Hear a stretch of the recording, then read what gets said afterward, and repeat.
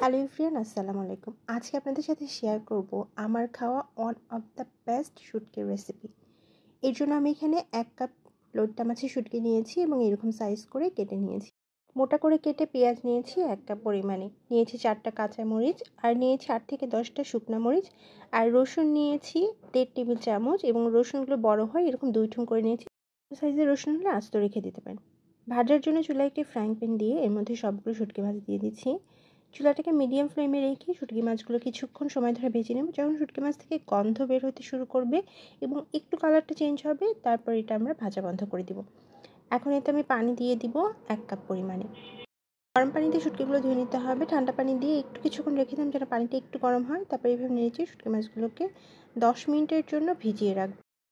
এতে করে শুটকি মাছের যে মেডিসিনগুলো দেওয়া থাকে এগুলো আপনার অনেকটাই পরিষ্কার হয়ে যায় এবং শুটকি মাছে থাকা অতিরিক্ত ব্যাকটেরিয়াটাও দূর হয়ে যায়।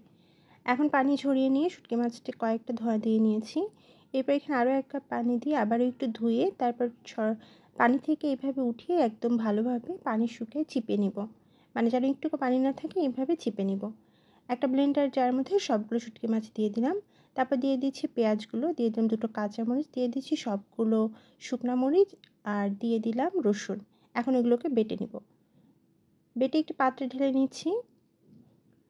এবং এখন জারের মধ্যে যে অতিরিক্ত শুটকি মাছগুলো লেগে আছে এর মধ্যে সামান্য একটু পানি দিয়ে জারটাকে আমি ধুয়ে নিব। এটা আমাদের রান্নার সময় কাজে আসবে।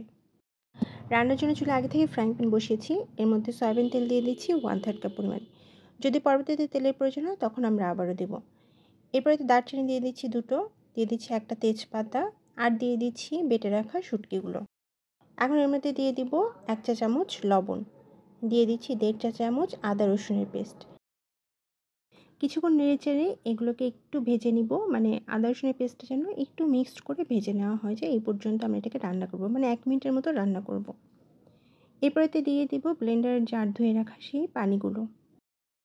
সামান্য পানি দিয়ে এটা রান্না করতে হবে, নাহলে শুটকি মাছগুলো সেদ্ধ হবে না। দিয়ে দিলাম 1/2 চা চামচ হলুদ, 1/2 চা চামচ লাল মরিচ, দিয়ে দিলাম 1/2 চা চামচ ধনিয়া, 1 চা চামচ জিরা। চুলা লো ফ্লেমে দিয়ে অনবরত নেড়েচেড়ে আমরা এগুলোকে ভুনে নিব। এতে করে শুটকি মাছগুলো সেদ্ধ হয়ে যাবে এবং এটাকে একদম ভুনা ভুনা করবো। যেহেতু আমরা এখানে খুব বেশি পানি দেবো না, যে কোনো চুলা লো ফ্লেমে দিয়ে রান্নাটা করতে হবে। আমি যেহেতু প্রথমে তেলের পরিমাণটা কম দিয়েছিলাম, আমার কাছে তেল কিছুটা কম মনে হয়, আমি এখানে আরও 1/3 কাপ পরিমাণ তেল দিয়ে দিলাম। এই পুরো শুটকি মাছ রান্নার জন্য আপনার তেলের প্রয়োজন হবে 1/2 কাপ। আবার একই রকমভাবে রান্না করছি। যখন কালার একটু ডিপ হয়ে এসেছে সে পর্যায়ে আমি এর মধ্যে সামান্য পরিমাণে মাংসের মশলা দিয়ে দিলাম, আর লবণ কম হয় সামান্য একটু লবণ দিয়ে দিলাম। আর আমার কাছে শুটকি এখনও সেদ্ধ মনে না হয়, আমি এখানে আরও 1/3 কাপ পরিমাণে পানি দিয়ে চুলা লো ফ্লেমে দিয়ে ঠিক একই রকমভাবে আবারও ভুনতে থাকবো। যখন শুটকি একদম সেদ্ধ হয়ে আসবে এবং কালার এই রকম হয়ে আসবে, ভেতর থেকে তেল ছাড়তে শুরু করবে, তাহলে বুঝে নিতে হবে আমাদের রান্নাটা একদম কমপ্লিট হয়ে গেছে। আর এইটা দেখেন কতটা যে লোভনীয় দেখতে, আর এটার স্মেল প্লাস টেস্ট এতটাই মজার। শুধুমাত্র এই শুটকি মাছের একটু পরিমাণে দিয়ে আপনি 2 প্লেট ভাত শেষ করতে পারবেন।